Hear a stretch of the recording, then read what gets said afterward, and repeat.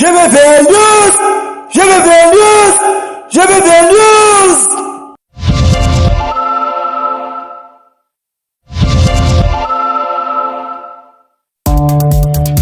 Ce cri de guerre marque notre présence et nous sommes là pour la troisième partie suite des fins de l'édition du 8 janvier.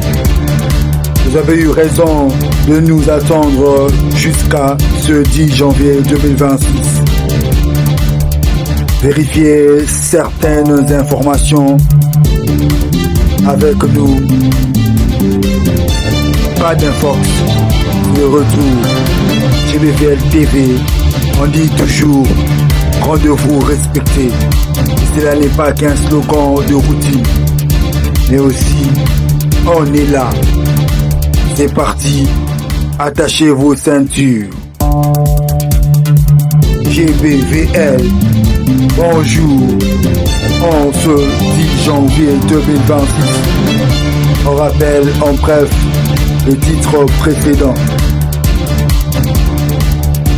Brouille diplomatique entre la RDC et le Royaume-Uni. Un arrêt total de délivrance de visas. Ou si vous voulez, restriction des visas. Ça craint, c'est chaud. Signes particuliers très importants, vu leur service, doivent s'y rendre pour achat, négociation et renflouer au service comptable des GDA, DGI. Mais cela coïncidera avec cette réflexion de relever notre économie et qu'elle arrête de se tourner vers la scène extérieure. Soyons observatrices du tourisme et attirant plus de flux à l'intérieur pour ne plus se sentir perdant. On a parlé aussi de l'affaire Mobundo. Voilà une vidéo pour vous, chers abonnés. Au-delà de tout ce qu'on était en train d'expliquer ici, Nzoka Kabila moto a créé Mobundo. Nzoka Kabila nde moto a prémédité, il a piégé la République. Kabila, d'une manière anticipative, a bongisa quand lui ne sera plus là. Comment est-ce que le Congo sera en difficulté? Kabila pèse 34 milliards de dollars. Kabila responsable direct avec tout ce qui se passe sur la déstabilisation du pays et l'insécurité, y compris les Mobondo. Peut-être il faut parler aussi de Koulouna, où il faut associer Kabila. Kabila devrait partir. Il a laissé une armée triturée, mais il y a une mascarade. Parce que ce que nous sommes en train de voir aujourd'hui, à en croire les éléments que Maître Pinda a donné tout à l'heure, cela stipule que Kabila, il est l'ennemi commun de tout le Congo.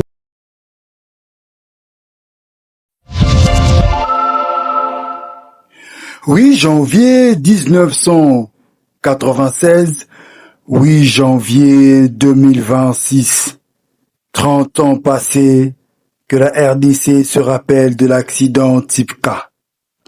Ce drame accidentel de l'aviation militaire à l'extrême de sa piste où se trouvait un marché bouillant de la ville du coin. Voilà les images de ce qui s'est passé ce jour-là.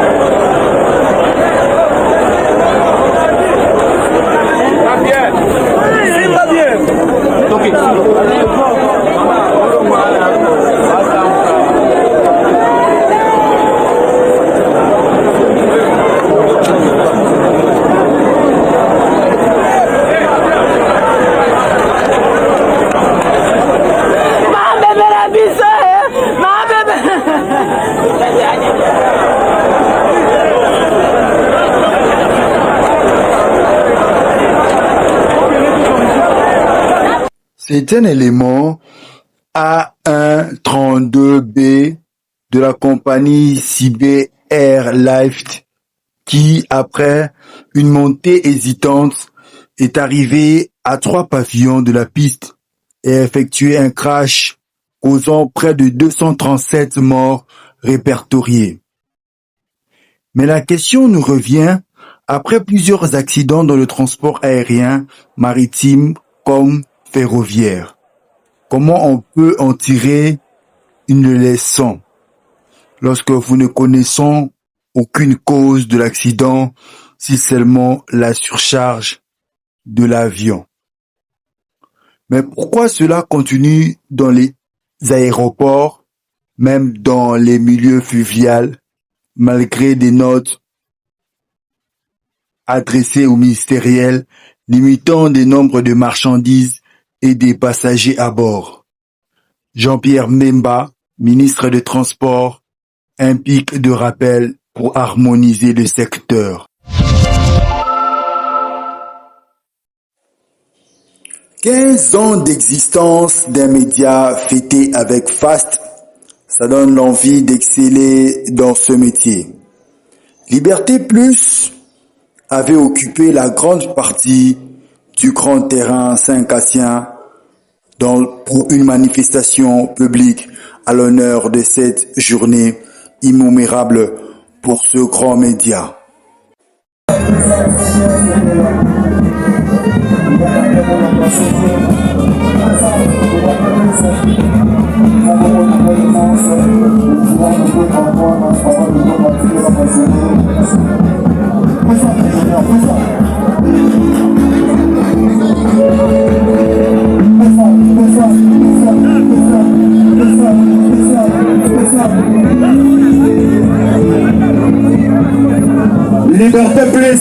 Liberté Plus, de nous des 15 ans de l'autre.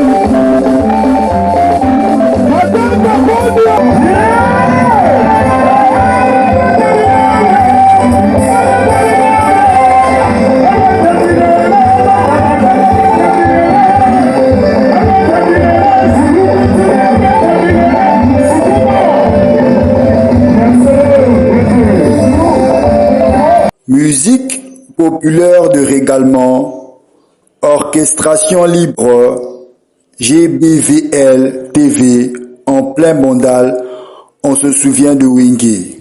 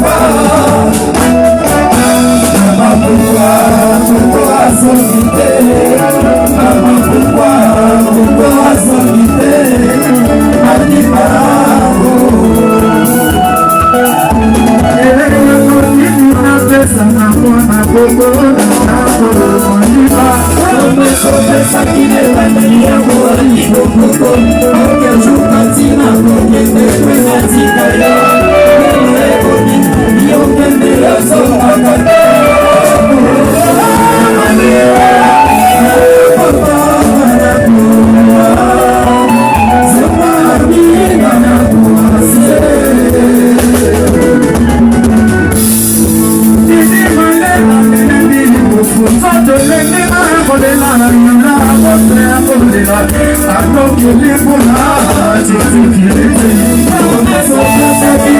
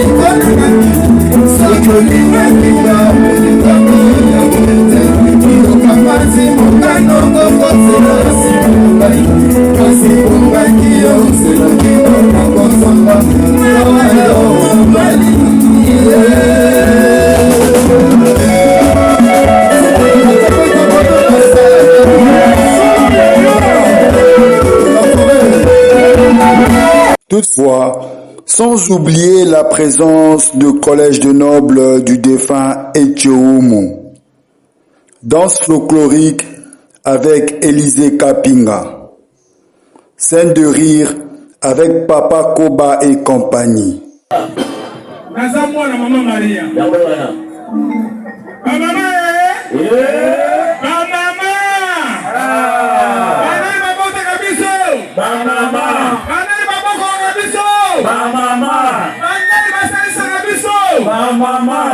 Banali Basaka Mobulu Papa.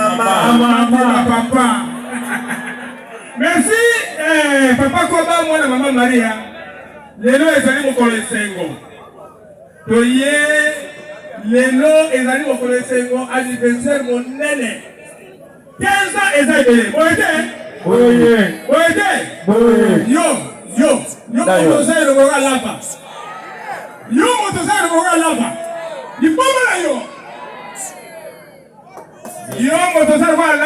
Elongola lapa. Mama Solo. Na vie na ngai nasali mosala otosala ya théâtre kotambola partout totambola. Eloko na mwana mabe na vie na yo. Na vie na ngai. Lomoni.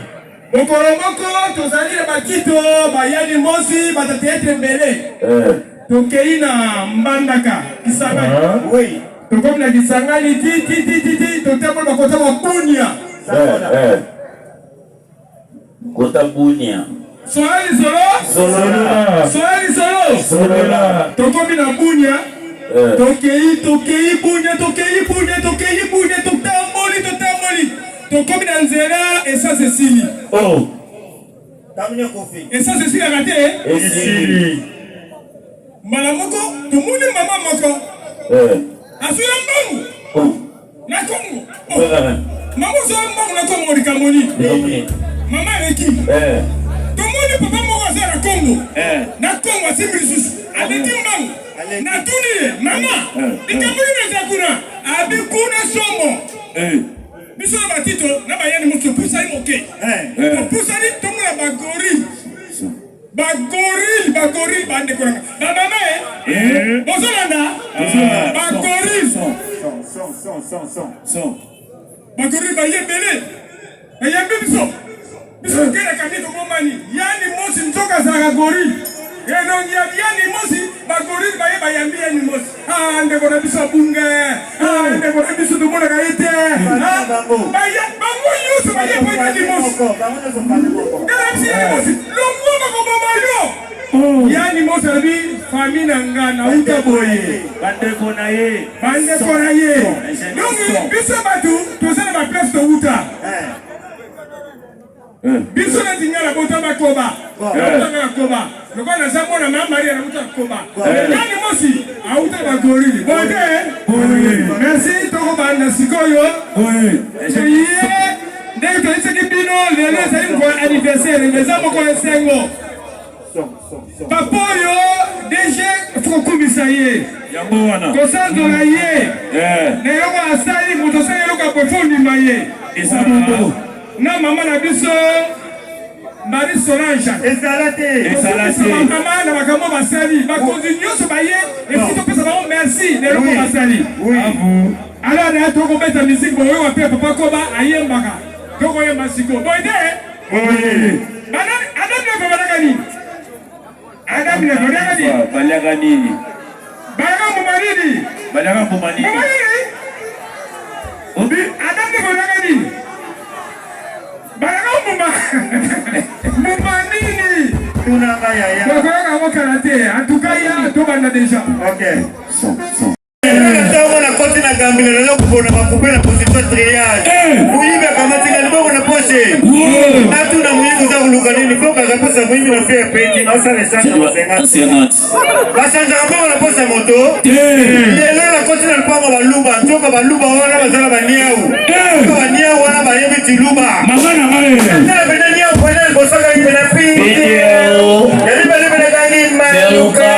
Yasuba bale gani Yasuba menega ina basi bish ni bazana ndoki ya tuna nini sambo na biso lelo olate ya na tongo l'église kota chaki nzambala na yeba furbi ba kota kina nzambala sango yeba kite alati nzambala kotimba mo l'église atelemi tout droit bani mateya bandimi lelo ezali mokolo nesengo ba furbi ko mkuswa sango ba kwanza na biso bandime tumona sango ezali tout droit bani ba fantasy bandimi Yesu alingi bino mingi wana bapasi moya kwanza esate sango moni bapasi eleki mingi sango profita bandimi Yesu nezipito ataki nzembo oyo okese tokingana mbula mabwatume tokingana tese abobi baforme yaya tunanga nini yaya za kuyoka te yaya tunanga nini yaya lelo tongo tuke na morgue yaya tuke buyiba mashino yesa kama tusoke bakufi ndaka plumpio malili tuke buyiba chambre froide tukotika bo tuba ko le chambre froide tutala bo ba docteur bazahuya tupesa na idée so to vito kima ba okanga biso seke photo ko sana kufa to ko sele ka kufa ni ko sama docteur bayima kwatala bio mais bato banda bakufaki banda kala seke bapoli fotokata bango mike nga na yoki na timbe na beyi biso tozosa viva bakata biso mike na boti courage na lamuki excuse docteur yo lobi bato baumeli bakatakata bango bongo biso bazokokufi lelo équation. Pour le DG Hervé Moulumba, un grand merci à Dieu le Père qui a voulu que cette œuvre devienne grande. Il a rappelé tous les efforts des nuits blanches pour arriver à de tels résultats, tout en remerciant tous les services impliquant leur dynamisme. Déception, mais aussi des encouragements. Je me souviens à l'époque, je prenais même l'argent de ma mère parce qu'elle vendait du pain. Je lui dis, mais le lot Oyo Liberté Plus, c'est tout le monde qui en parle. Liberté Plus a une histoire avec les combats de la démocratie, des combats de l'alternance. Puisqu'à l'époque, quand l'UDPS luttait pour obtenir le départ de Kabila, Liberté Plus était pratiquement pas les seuls médias, mais les médias phares du combat. Aujourd'hui, je peux me permettre de dire que nous sommes le bras médiatique du combat politique de l'alternance.